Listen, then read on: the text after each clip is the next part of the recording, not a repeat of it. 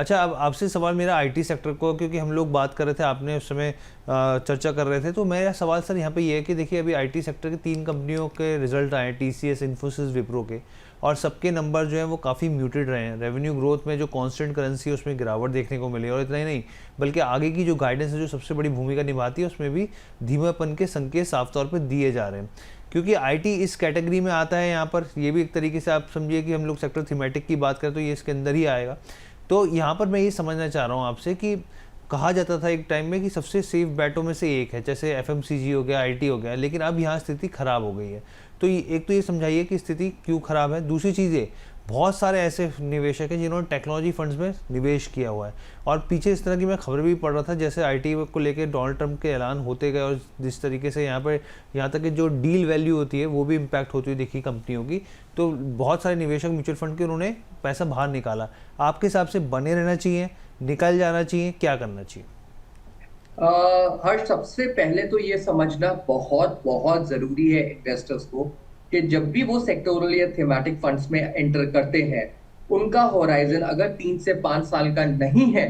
तो वो एंटर बिल्कुल ना करें। ये कोई गेट रिच क्विक वाली स्ट्रैटेजी नहीं है सेक्टोरल या थीमेटिक फंड्स में कि आप आते हैं, पैसा बनाते हैं और एकदम चले जाते हैं। ओवरली वॉलेटाइल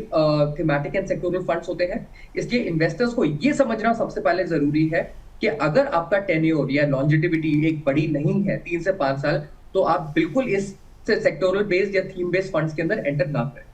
जहां तक आपका बात है आईटी सेक्टर को लेकर, यस, इन्वेस्टर्स को यह समझना बहुत जरूरी है कि इंडियन आईटी सेक्टर का जो एक मेजर ग्रोथ है वो यूएस मार्केट से आता है, क्योंकि हमारा Indian markets are nothing but the back end of nurseries of US IT sector. हमारा जितना भी जो आपने जो कंपनीज के नाम दिए हैं, उनके जो अर्निंग जो रिजल्ट सीजन आए वो म्यूटेड आए, ये बिल्कुल सही है। और उसके पीछे जो रीजन है वो ये है कि या तो वो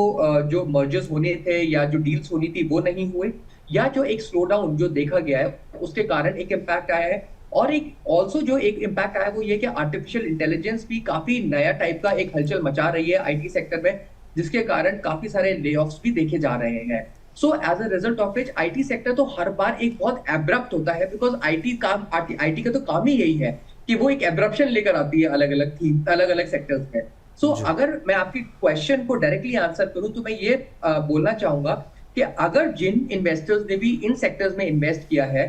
तो अगर इस समय अपना पैसा निकालेंगे तो उनको एक ह्यूज लॉस का बेयर करना पड़ेगा, बिकॉज ऑलरेडी ये जो सेक्टर्स हैं या थीम्स हैं वो ऑलरेडी 25% तक करेक्ट हो चुके हैं। और इतने करेक्शन में अगर आप अपना पैसा बाहर निकालेंगे तो उसमें रिकवर होने के जो चांसेस हैं वो थोड़े कम हो जाते हैं। तो आप पेशेंस, एक संयमता को एक बरकरार करके चले, और इन थीम्स में जो आपने पैसा लगाया है आप लगे रहें इन थीम में, क्योंकि इस समय अगर आप कोई भी पैसा या कोई भी सिक्योरिटी अगर आप हिला रहे हैं तो आप देखेंगे कि आपका जो एक लॉस है वो बहुत बड़ा हो जाएगा। तो मैं नहीं एक इन्वेस्टर से ये एक्सपेक्ट करूंगा कि वो इस लेवल पे जहां मार्केट्स ऑलरेडी 15 से 18% के गिरावट में एक स्थिति में है, वो इस समय अपना पैसा थीमेटिक्स या सेक्टोरल फंड से निकाले। ठीक है सर, क्योंकि मेरे पास इस तरह का एक सवाल भी आया था, पर्सनल लेवल पर आया था, तो मैंने भी ये कहा कि गेस्ट जो होंगे वही उसका जवाब देंगे। जैसे कि मेरे एक जानकार थे, उन्होंने कहा कि भाई आईटी फंड्स में मैं अभी भी 5 से 6% की प्रॉफिट में बैठा हूँ, टेक्नोलॉजी फंड में बेसिकली। तो उन्होंने यही पूछना चाहा कि भाई कि क्या किया जाए अभी, और क्योंकि और जो आगे वाले क्वार्टर है, Q1 FY26 को लेके, चाहे Q1 हो या Q2 हो, उसमें भी वो इस तरह की स्थिति देखने को मिल रही है, थोड़ा सा दबाव देखने को मिलेगा। तो वो कह रहे हैं कि भले ही 6% या 10% के मुनाफे पे मैं निकल जाऊं या नहीं निकलना चाहिए। देखिए, ये तो वैसे बहुत ही एक इंडिविजुअलिस्टिक आंसर है, इंडिविजुअल सेंट्रिक आंसर है, क्योंकि वो डिपेंड करता है कि उनका जो एक्सपोजर है आईटी का उनके पूरे पोर्टफोलियो में कितना है, उनका जो पूरा पोर्टफोलियो है वो कितना लंबा ड्यूरेशन का है, क्या उनका कोई एक स्पेसिफिक गोल है जो उनका बहुत पास में बहुत समीप खड़ा हुआ है। अगर ये सारे सवालों के जो जवाब है अगर वो मुझे ढंग से बता पाए तो शायद मैं एक बेटर आंसर कर पाऊंगा। बिकॉज ये अगर लेट्स से अगर किसी का होराइजन ही अगर 10 साल का है तो निकलने का कोई सेंस नहीं बनता, और अगर किसी का होराइजन ही अगर कोई 1 साल का है या 1.5 साल का है तो मैं समझ सकता हूँ उसको काफी हलचल और काफी एक स्ट्रेस से गुजरना पड़ रहा है। बिल्कुल, और ये इंपॉर्टेंट है कि लेट्स से अगर उसका एक्सपोजर ही 1 या 2% या मैक्सिमम 5% है अपने पोर्टफोलियो में तो उससे कुछ फर्क नहीं पड़ता। तो इन दैट केस अगर उसका पोर्टफोलियो बैलेंस्ड है और उनका होराइजन अगर पास है या दूर है, अगर ये सारे सवालों के अगर जवाब वो अपने आप से बेटर तरीके से पूछ सके या बता पाए, तो शायद उसके बाद ही इस ठीक है सवाल का सर। जवाब दिया जा सकता है।